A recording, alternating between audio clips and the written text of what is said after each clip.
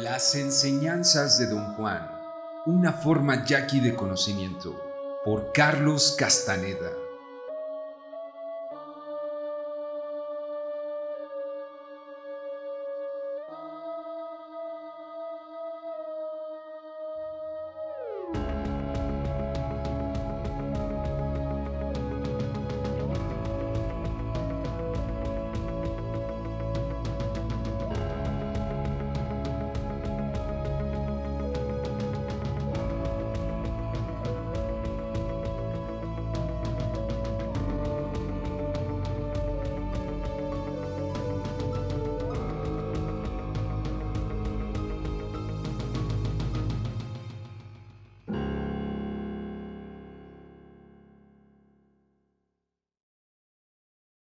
El último hecho que registré en mis notas de campo tuvo lugar en septiembre de 1965. Fue la última de las enseñanzas de Don Juan. Lo llamé un estado especial de realidad no ordinaria, porque no los produjo ninguna de las plantas que yo había usado con anterioridad. Al parecer, Don Juan lo provocó por medio de una manipulación cuidadosa de indicaciones acerca de sí mismo. Es decir, se portó frente a mí en una forma tan hábil que creó la impresión clara y sostenida de no ser realmente él mismo, sino alguien que lo suplantaba. Como resultado, experimenté un profundo sentido de conflicto. Quería creer que se trataba de Don Juan, y sin embargo, no podía estar seguro. La concomitante del conflicto fue un terror consciente tan agudo que minó mi salud por varias semanas. Después pensé que habría sido prudente poner fin entonces a mi aprendizaje. Desde aquel tiempo nunca he sido participante, pero Don Juan no ha cesado de considerarme aprendiz. Ha visto en mi retiro solo un periodo necesario de recapitulación, otro paso de aprendizaje, que puede durar indefinidamente. Sin embargo, desde entonces jamás me ha expuesto sus conocimientos. Escribí la crónica detallada de mi última experiencia casi un mes después de que ocurrió, aunque tenía ya copiosas notas sobre sus puntos destacados, escritas al día siguiente, durante las horas de gran agitación emotiva que precedieron al punto más intenso de mi terror. Viernes, 29 de octubre, 1965. El jueves 30 de septiembre de 1965 fui a ver a Don Juan. Los estados breves y someros de realidad no ordinaria persistían a pesar de mis deliberados intentos por ponerles fin o sacudírmelos de encima como Don Juan había sugerido. Yo sentía que mi condición iba empeorando, pues aumentaba la duración de tales estados. Tomé conciencia aguda del ruido de los aeroplanos. El ruido de sus motores, al pasar por encima, captaba inexorablemente mi atención y la fijaba, hasta el punto en que me parecía seguir al avión como si fuera dentro de él o volara con él. Esta sensación era muy molesta. La incapacidad de sacudírmela me producía una honda angustia. Don Juan, tras escuchar atentamente todos los detalles, concluyó que yo sufría de pérdida de alma. Le dije que tenía estas alucinaciones desde la vez que fumé los hongos, pero él insistió en que era una cosa nueva. Dijo que antes yo tenía miedo y soñaba cosas sin sentido, pero que ahora estaba en verdad embrujado. La prueba era que el ruido de los aviones en vuelo podía arrastrarme. Por lo común, dijo, el ruido de un arroyo o de un río puede atrapar a un embrujado que ha perdido el alma y arrastrarlo a su muerte. Luego me pidió describir todas mis actividades durante la época anterior a las alucinaciones. Enumeré todas las actividades que pude recordar, y de mi recuento, él dedujo el sitio donde yo había perdido el alma. Don Juan parecía francamente preocupado, cosa del todo insólita en él. Esto, como es natural, aumentó mi aprensión.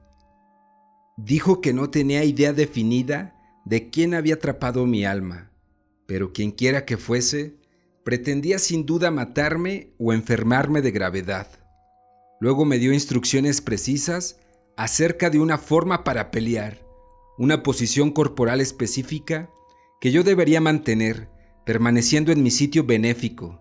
Tenía que conservar esta postura que él llamaba forma. Le pregunté a qué venía todo eso y con quién iba yo a pelear. Repuso que él iría a ver quién había tomado mi alma y, si era posible, recuperarla. Mientras tanto, yo debía permanecer en mi sitio hasta su regreso. La forma para pelear era en realidad una precaución, dijo, en caso de que algo ocurriese durante su ausencia, y yo debía usarla si me atacaban. Consistía en palmotear contra la pantorrilla y el muslo de mi pierna derecha y dar de saltos con el pie izquierdo en una especie de danza que yo había de ejecutar enfrentando al atacante. Me advirtió que la forma debía adoptarse solo en momentos de crisis extrema, mientras no hubiera peligro a la vista. Yo podía estar simplemente sentado en mi sitio, con las piernas cruzadas, pero en circunstancias de peligro extremo, tenía el recurso de un último medio de defensa, arrojar un objeto contra el enemigo. Me dijo que por lo común se arroja un objeto de poder, pero como yo no tenía ninguno, me era forzoso usar cualquier piedra que cupiese en la palma de mi mano derecha. Una piedra que yo pudiera sostener apretada entre la palma y el pulgar. Dijo que tal técnica debía usarse solo si uno se hallaba indudablemente en peligro de perder la vida.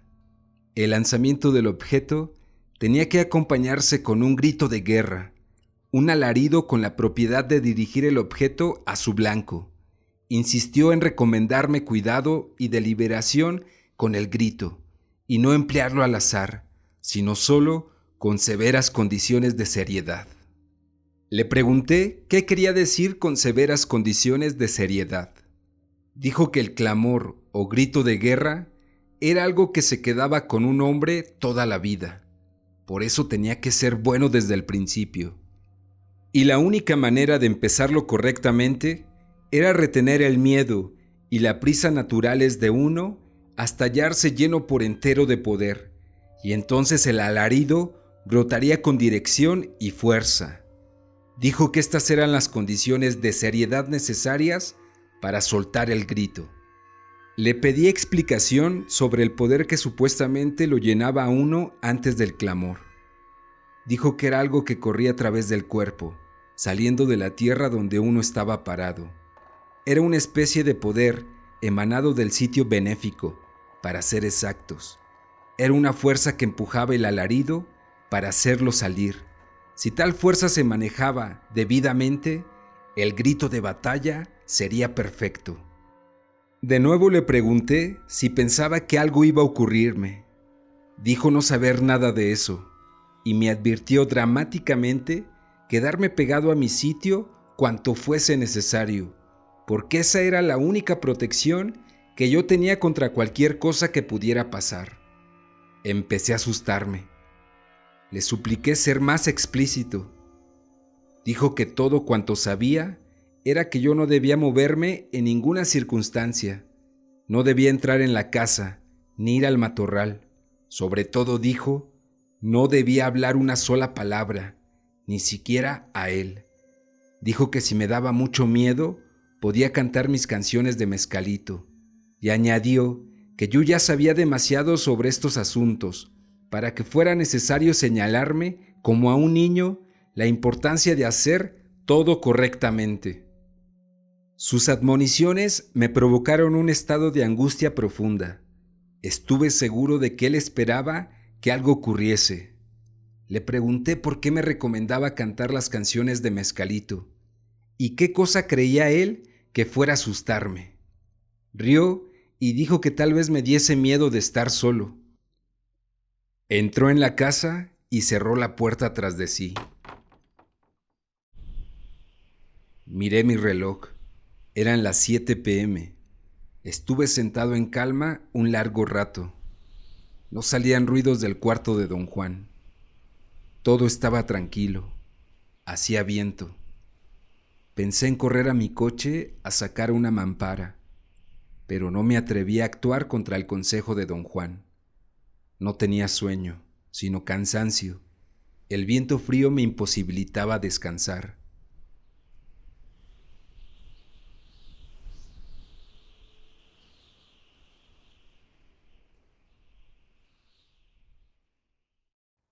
Cuatro horas después, oí a don Juan caminar en torno a la casa. Pensé que podía haber salido por la parte trasera para orinar en el matorral. Entonces me llamó con una voz fuerte. ¡Oye, muchacho! ¡Oye, muchacho! ¡Ven aquí! Dijo.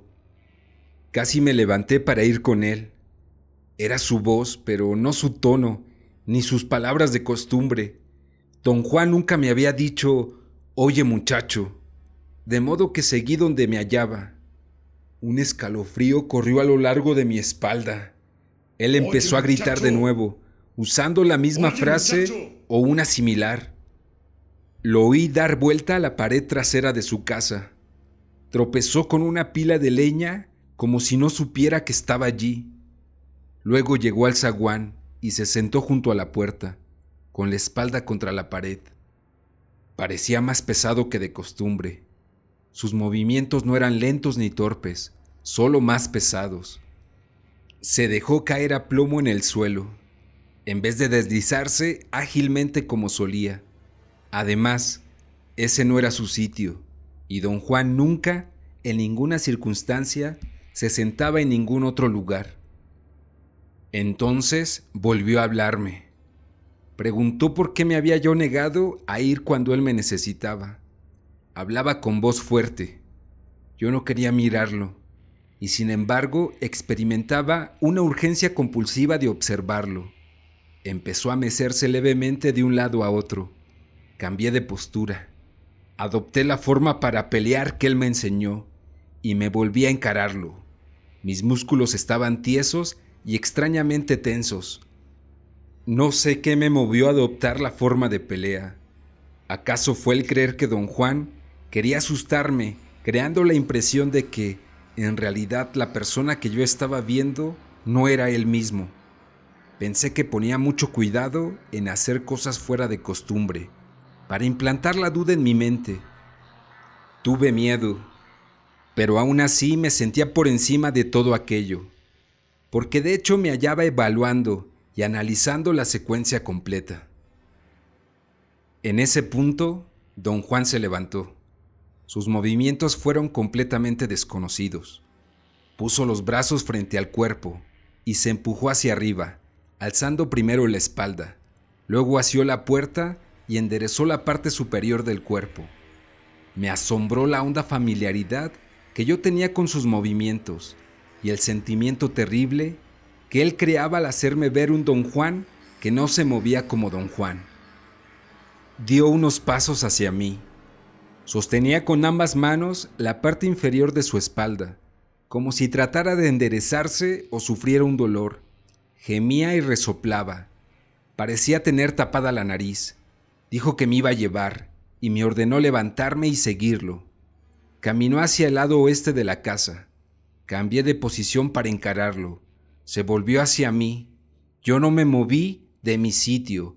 Estaba pegado a él. ¡Oye, muchacho!, vociferó. te dije que vengas conmigo. Si no vienes, te llevo a empujones. Se me acercó. Empecé a golpearme la pantorrilla y el muslo y a bailar a prisa. Don Juan llegó al filo del zaguán, frente a mí, y casi me tocó. Frenéticamente dispuse mi cuerpo para adoptar la posición de lanzamiento, pero él cambió de dirección y se alejó hacia los matorrales, a mi izquierda. En cierto momento, mientras se alejaba, se volvió de pronto, pero yo le daba la cara. Se perdió de vista. Conservé la postura de pelea un rato más, pero como ya no lo vi, me senté de nuevo con las piernas cruzadas y la espalda contra la roca. A estas alturas, me hallaba realmente asustado. Quise huir corriendo, pero esa idea me aterraba más aún. Sentí que si él me atrapaba en el camino a mi coche, quedaría completamente a su merced. Empecé a cantar las canciones de peyote que sabía. pero sentía de algún modo que allí eran impotentes. Solo servían de pacificador, pero me serenaron. Las canté una y otra vez. A eso de las 2:45 a.m., oí un ruido dentro de la casa. Inmediatamente cambié de postura. La puerta se abrió de golpe y don Juan salió trastabillando. Boqueaba y se agarraba la garganta. Se arrodilló frente a mí y gimió. Me pidió en voz aguda y chillona ir a ayudarlo. Luego vociferó nuevamente y me ordenó ir. Hacía ruidos de gargarismo. Me suplicó ir a ayudarlo, porque algo lo ahogaba. Se arrastró sobre las manos y las rodillas hasta hallarse a poco más de 1 metro. Extendió las manos hacia mí. ¡Ven acá!, dijo. Entonces se levantó. Sus brazos estaban extendidos en mi dirección. Parecía dispuesto a aferrarme. Pateé el suelo y me di palmadas en la pantorrilla y el muslo. Estaba fuera de mí. Don Juan se detuvo y caminó hacia el costado de la casa y se internó entre los matorrales. Cambié de postura para encararlo. Luego volví a sentarme. Ya no quería cantar. Mi energía parecía desgastarse. Todo el cuerpo me dolía. Cada músculo estaba tieso y dolorosamente contraído. No sabía qué pensar. No podía decidir si enojarme con don Juan o no. Pensé en saltarle encima, pero de alguna manera supe que él me derribaría de golpe como a un insecto. Tuve verdaderas ganas de llorar. Experimentaba una honda desesperanza. La idea de que don Juan iba a tales extremos por asustarme provocaba en mí una sensación de llanto. Me resultaba imposible hallar un motivo para su tremendo despliegue histriónico. Sus movimientos eran tan habilidosos que me confundían. No era como si tratara de moverse como mujer. Era como si una mujer tratara de moverse igual que don Juan. Tuve la impresión de que esa mujer intentaba en verdad caminar y moverse con la deliberación de don Juan, pero era demasiado pesada y no tenía la ligereza de don Juan. Quien estuviera frente a mí creaba la impresión de ser una mujer pesada, de menos edad, tratando de imitar los movimientos lentos de un anciano ágil. Estos pensamientos me arrojaron a un estado de pánico. Un grillo empezó a clamar ruidosamente, muy cerca de mí. Noté la riqueza de su tono. Imaginé que tenía voz de barítono. El canto empezó a disolverse. De pronto, todo mi cuerpo se contrajo. Volví a adoptar la forma de lucha y encaré la dirección de donde había venido el canto del grillo. El sonido me estaba atrapando. Había empezado a atraparme antes de que yo me diera cuenta de que solamente era como de grillo. El sonido se acercó de nuevo. Se hizo terriblemente fuerte. Empecé a cantar mis canciones de peyote, más y más alto. De pronto el grillo cayó. Inmediatamente me senté, pero seguí cantando. Un momento después, vi la figura de un hombre correr hacia mí, viniendo de la dirección opuesta al llamado del grillo. Palmoteé sobre mi muslo y mi pantorrilla y pateé vigorosa, frenéticamente. La figura pasó muy aprisa, casi tocándome. Parecía un perro. Experimenté un miedo tan espantoso que quedé insensible. No recuerdo haber sentido ni pensado nada más. El rocío de la mañana fue refrescante. Me sentí mejor. El fenómeno, fuera lo que fuese, parecía haberse retirado. Eran las 5:48 a.m. cuando don Juan abrió calladamente la puerta y salió. Estiró los brazos, bostezando, y me miró. Dio 2 pasos hacia mí, prolongando su bostezo. Vi sus ojos mirar a través de párpados entornados. Me levanté de un salto. Supe entonces que quienquiera o lo que fuera que estuviese frente a mí no era don Juan. Recogí del suelo una piedra pequeña con filos agudos. Estaba junto a mi mano derecha. No la miré, únicamente la sostuve apretándola con el pulgar contra los dedos extendidos. Adopté la forma que don Juan me había enseñado. En cuestión de segundos, sentí que me llenaba un extraño vigor. Entonces grité y arrojé la piedra. Me pareció un clamor magnífico. En ese momento, no me importaba vivir o morir.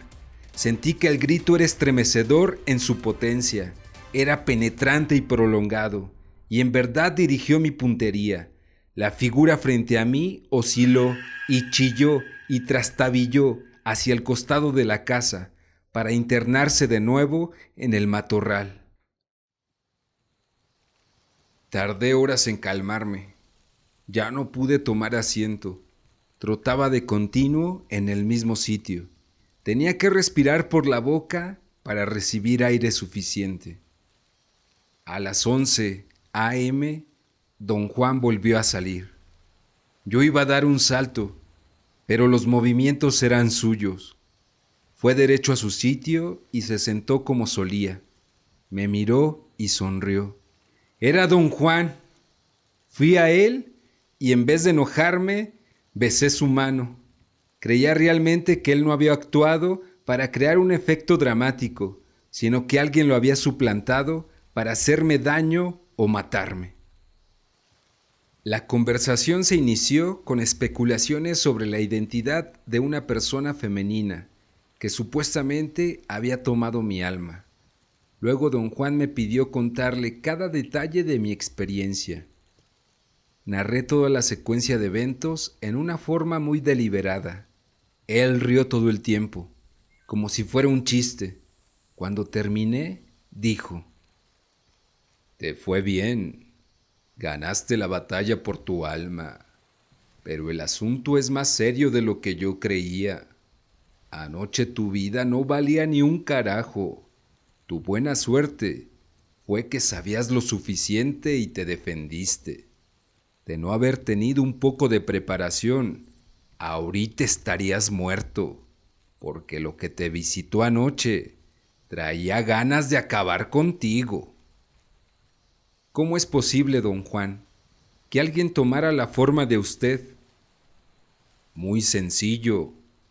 Lo que te visitó anoche es una diablera y tiene un buen ayudante del otro lado, pero no fue muy buena para tomar mi apariencia, y tú diste con el truco. ¿Un ayudante del otro lado es lo mismo que un aliado? No. Un ayudante es la ayuda de un diablero. Un ayudante es un espíritu que vive del otro lado del mundo y ayuda al diablero a causar enfermedad y dolor. Lo ayuda a matar. ¿Puede un diablero tener también un aliado, don Juan? Por supuesto, si son los diableros los que tienen aliados. Pero antes de que un diablero pueda domar a un aliado, el diablero acostumbra a tener un ayudante que lo auxilie en sus tareas. ¿Y la mujer que tomó su forma, don Juan, tiene solo ayudante y no aliado? No sé si tenga aliado o no. A algunas personas no les gusta el poder de un aliado y prefieren un ayudante. Domar un aliado es trabajo duro. Sale más fácil conseguir un ayudante del otro lado. ¿Piensa usted que yo podría conseguir un ayudante? Para saberlo, tienes que aprender mucho más. Estamos otra vez al principio, casi como el primer día que viniste a pedirme hablar de mezcalito, y yo no podía porque no me habrías entendido ni una palabra. Ese otro lado es el mundo de los diableros. Creo que lo mejor será decirte lo que yo creo y siento, como lo hizo mi benefactor. Él era diablero y guerrero. Su vida se inclinaba hacia la fuerza y la violencia del mundo. Pero yo no soy ninguno de las dos cosas. Esa es mi naturaleza. Tú has visto mi mundo desde el principio. En cuanto a enseñarte el camino de mi benefactor, nada más puedo dejarte en la puerta y tú tendrás que decidir solo. Tendrás que aprenderlo por tu propia cuenta. Debo reconocer ahora que cometí un error contigo. Habría sido mucho mejor, ahora lo veo, empezar como yo mismo empecé. Así es más fácil darse cuenta de cuán sencilla y a la vez cuán profunda es la diferencia. Un diablero es un diablero y un guerrero es un guerrero. O se pueden ser las dos cosas. Hay bastante gente que es las dos cosas, pero un hombre que solo recorre los caminos de la vida lo es todo. Hoy no soy ni guerrero ni diablero. Para mí ya no hay nada de eso. Para mí solo recorrer los caminos que tienen corazón. Cualquier camino que tenga corazón. Esos recorro. Y la única prueba que vale es atravesar todo su largo. Y esos recorro mirando, mirando, sin aliento. Hizo una pausa. Su rostro reflejaba un estado de ánimo peculiar. Parecía inusitadamente serio. Yo no sabía qué preguntar ni qué decir. Don Juan prosiguió. La cosa que hay que aprender es cómo llegar a la raja entre los mundos y cómo entrar en el otro mundo. Hay una raja entre los mundos, el mundo de los diableros y el mundo de los hombres vivos. Hay un lugar donde los dos mundos se montan el uno sobre el otro. La raja está allí. Se abre y se cierra como una puerta con el viento. Para llegar allí, un hombre debe ejercer su voluntad. Debe, diría yo, desarrollar un deseo indomable, una dedicación total. Pero debe hacerlo sin ayuda de ningún poder ni de ningún hombre. El hombre solo debe reflexionar y desear hasta el momento en que su cuerpo esté listo para emprender el viaje. Ese momento se anuncia con un temblor prolongado de los miembros y vómitos violentos. Por lo general, el hombre no puede dormir ni comer y se va gastando. Cuando las convulsiones ya no cesan, el hombre está listo para partir, y la raja entre los mundos aparece enfrente de sus ojos como una puerta monumental, una rendija que sube y baja. Cuando se abre, el hombre tiene que colarse por ella. Del otro lado de esa frontera es difícil distinguir. Hace viento, como polvareda. El viento se arremolina. El hombre debe entonces caminar en cualquier dirección. El viaje será corto o largo, según su fuerza de voluntad. Un hombre de voluntad fuerte hace viajes cortos. Un hombre débil, indeciso, viaja largo y con dificultades. Después de este viaje, el hombre llega a una especie de meseta. Se pueden distinguir con claridad algunos de sus rasgos. Es un plano encima de la tierra. Se le reconoce por el viento, que allí sopla todavía más fuerte, golpea, ruge por todo alrededor. En la parte más alta de esa meseta está la entrada al otro mundo, y allí hay una especie de piel que separa los dos mundos. Los muertos la atraviesan sin ruido, pero nosotros tenemos que romperla con un grito. El viento reúne fuerza, el mismo viento indómito que sopla en la meseta. Cuando el viento ha juntado fuerza suficiente, el hombre tiene que gritar y el viento lo empuja al otro lado. Aquí también su voluntad debe ser inflexible para poder combatir al viento. Todo lo que necesita es un empujón suave y no que el viento lo mande al fin del otro mundo. Una vez que está del otro lado, tiene que vagar por allí. Su buena suerte sería encontrar un ayudante cerca, no muy lejos de la entrada. El hombre tiene que pedirle ayuda. En sus propias palabras, tiene que pedir al ayudante que lo instruya y lo haga diablero. Cuando el ayudante acepta, mata al hombre allí mismo y mientras está muerto le enseña. Cuando hagas el viaje, a lo mejor encuentras a un gran diablero en el ayudante que te mate y te enseñe. Eso depende de tu suerte. Pero las más de las veces, uno encuentra brujos de mala muerte, sin gran cosa que enseñar. Pero ni tú ni ellos tienen el poder de negarse. El mejor de los casos es hallar un ayudante macho, para no caer en manos de una diablera que lo haga a uno sufrir en forma increíble. Las mujeres siempre son así. Pero eso depende de la pura suerte, a no ser que el benefactor de uno sea también un gran diablero, caso en el cual tendrá muchos ayudantes en el otro mundo, y puede mandarlo a uno a ver a un ayudante en particular. Mi benefactor era uno de esos hombres.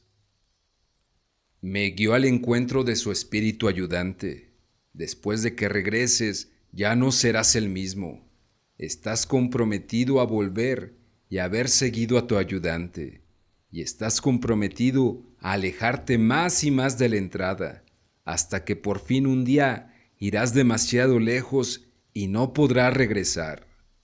A veces un diablero pesca un alma y la empuja por la entrada y la deja a la custodia de su ayudante, mientras él le roba a la persona toda su voluntad. En otros casos, el tuyo por ejemplo, el alma pertenece a una persona de voluntad fuerte, y el diablero solo puede guardarla en su morral, porque es demasiado difícil llevársela al otro lado. En tales casos, como en el tuyo, una batalla puede resolver el problema. Una batalla en que el diablero se juega el todo por el todo. Esta vez perdió el combate y tuvo que soltar tu alma. De haber ganado, se la llevaba a su ayudante para que se quede con ella. Pero, ¿cómo le gané? No te moviste de tu sitio. Si te hubieras apartado 1 centímetro, te habría hecho polvo. La diablera escogió el momento en que yo no estaba como la mejor hora para atacar, y lo hizo bien. Falló porque no contaba con tu propia naturaleza, que es violenta, y también porque no te saliste del sitio en el que eres invencible. ¿Cómo me habría matado de haberme movido? Te habría golpeado como un rayo, pero sobre todo se habría quedado con tu alma, y tú te habrías ido gastando. ¿Qué va a suceder ahora, don Juan? Nada. Recobraste tu alma. Fue una buena batalla. Anoche aprendiste muchas cosas. Después nos pusimos a buscar la piedra que yo había lanzado. Don Juan dijo que, de encontrarla, podríamos estar absolutamente seguros de que el asunto había terminado. Buscamos durante casi 3 horas. Yo tenía el sentimiento de que la reconocería, pero no pude. Ese mismo día, empezando a anochecer, don Juan me llevó a los cerros cerca de su casa. Allí me dio instrucciones largas y detalladas sobre procedimientos específicos de pelea. En determinado momento, mientras repetía ciertos pasos prescritos, me hallé solo. Había subido corriendo una ladera y estaba sin aliento. Sudaba en abundancia, pero tenía frío. Llamé varias veces a don Juan, pero no contestó, y empecé a experimentar una aprensión extraña. Oí un crujir en el matorral, como si algo viniera hacia mí. Escuché atentamente, pero el ruido cesó. Luego volvió a oírse, más fuerte y más cerca. En ese instante se me ocurrió que iban a repetirse los eventos de la noche anterior. En cuestión de segundos, Mi miedo creció fuera de toda proporción. El crujir en las matas se acercó más y mi fuerza menguó. Quería gritar o llorar, correr o desmayarme. Mis rodillas se vencieron. Caí por tierra, chillando.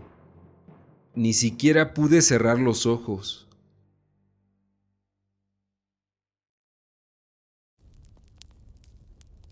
Después de eso, solo recuerdo que don Juan encendió una hoguera y frotó los músculos agarrotados de mis brazos y piernas. Permanecí varias horas en un estado de profunda zozobra. Más tarde, don Juan me explicó mi reacción desproporcionada como un hecho común.